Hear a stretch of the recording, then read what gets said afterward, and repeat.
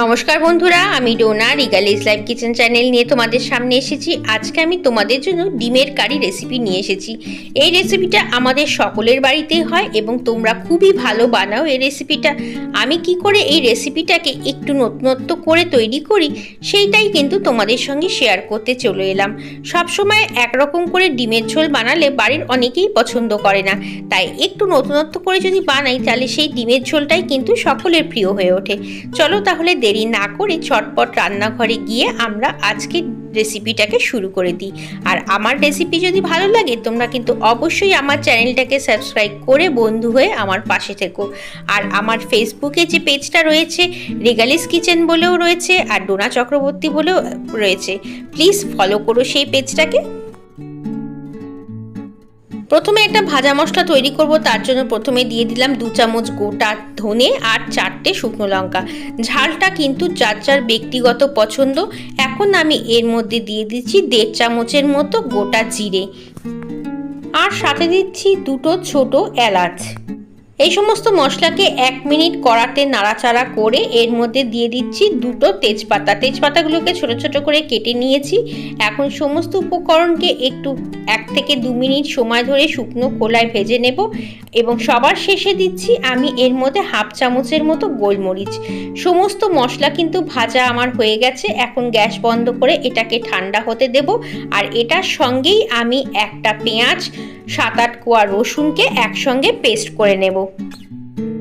কড়াতে আমি সর্ষের তেল দিয়ে দিচ্ছি। তেলটা বেশ ভালো করে গরম হয়ে গেছে। তেলের মধ্যে সামান্য পরিমাণে একটু নুন দিয়ে দিলাম। নুনের সাথেই সামান্য পরিমাণে একটু হলুদ দিয়ে দিলাম। হলুদ নুনের মধ্যে আমি এখন ডিমগুলোকে দিয়ে ভেজে নেব। ডিমগুলোকে একটু লাল লাল করে ভেজে নিয়ে তারপরে আমি এটাকে তুলে রেখে দেবো।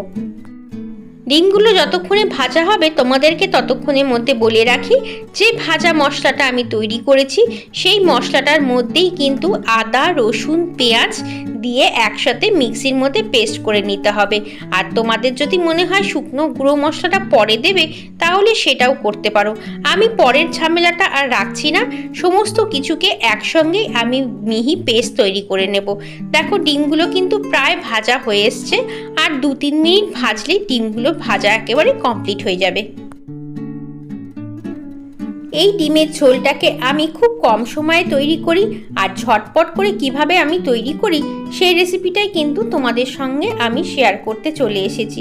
তোমরা চাইলে পারে আদা, রসুন, পেঁয়াজ আলাদা করেও ভেজে নিয়ে তারপরে মশলাটা মেশাতে পারো, বা আমার মতো একবারে তাড়াতাড়ি করার জন্য ওই রসুন, পেঁয়াজ, আদাটাকেও ওই শুকনো গুঁড়ো মশলার সঙ্গে মিশিয়ে একসঙ্গে পেস্ট করতে পারো। তোমাদের ইচ্ছে মতো যা ইচ্ছে সেটাই তোমরা কিন্তু করতে পারো। ডিমগুলো ভাজা হয়ে গেছে। এখন আমি বাকি তেলটার মধ্যে 2টো শুকনো লঙ্কা, 2টো তেজপাতা ফোড়নে দিয়ে দিলাম আর দিয়ে দিচ্ছি 1 চামচের মতো গোটা জিরে। ফোড়ন থেকে যখন ভালো গন্ধ বেরিয়ে গেল তখন আমি দিয়ে দিলাম সেই পেস্ট করা আদা, রসুন, পেঁয়াজ আর ভাজা মশলাটাকে। দেখো আমি সমস্ত কিছু একসাথেই পেস্ট করে নিয়েছি। আমি একটা পেঁয়াজ বাটাতে দেব আর একটা পেঁয়াজ দেব কুচো করে রেখেছি যেটা ভাজার সময়। ফোড়নের মধ্যে আমি সেই পেঁয়াজটা দিয়ে দিলাম। এইভাবে করে এই ডিমটার জন্য আমি 2টো পেঁয়াজ ব্যবহার করছি, দুটোই কিন্তু মিডিয়াম সাইজের, সেই জন্যই একটাকে আমি বেটে দিয়েছি আরেকটাকে আমি ছোট ছোট করে কুচিয়ে নিয়েছি যাতে তেলের মধ্যে ভেজে নিতে পারি। কুচনো পেঁয়াজটাকে খুব ভালো করে কিন্তু ভেজে নিতে হবে। যত পেঁয়াজটাকে সুন্দর করে ভাজবে ততই ডিমের ঝোলের কালার কিন্তু ভালো আসবে। সেই জন্য একটু সময় নিয়ে অন্ততপক্ষে 3 থেকে 4 মিনিটের জন্য পেঁয়াজটাকে ভেজে নিতে হবে। হ্যাঁ, আরেকটা কথা তোমাদের বলে রাখি, আমি তেলের মধ্যে নুন আর হলুদ প্রথমে দিয়েছিলাম, সেই জন্য নুনের ব্যাপারটা কিন্তু মাথায় রাখতে হবে।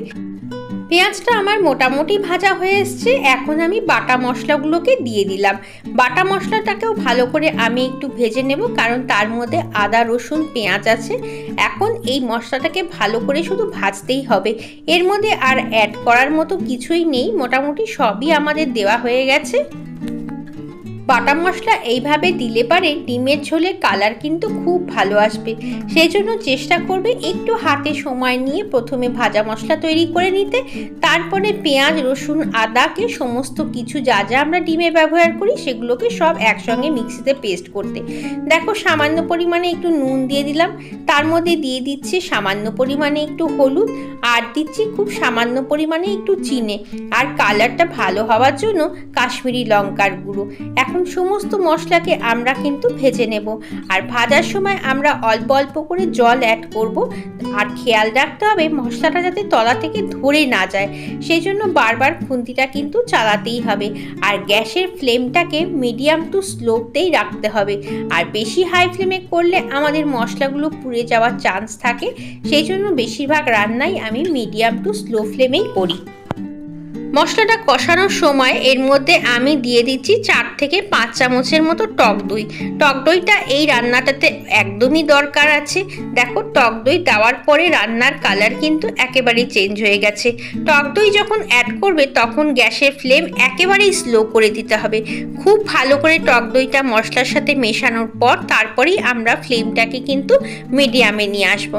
দেখো টক দই খুব ভালো করে মিশে গেছে। টক দই অ্যাড করার পরে দেখছো তো মশলার কালারটা একেবারেই চেঞ্জ হয়ে গেছে, আর দেখো সুন্দর তেল ছাড়তেও শুরু করে দিয়েছে।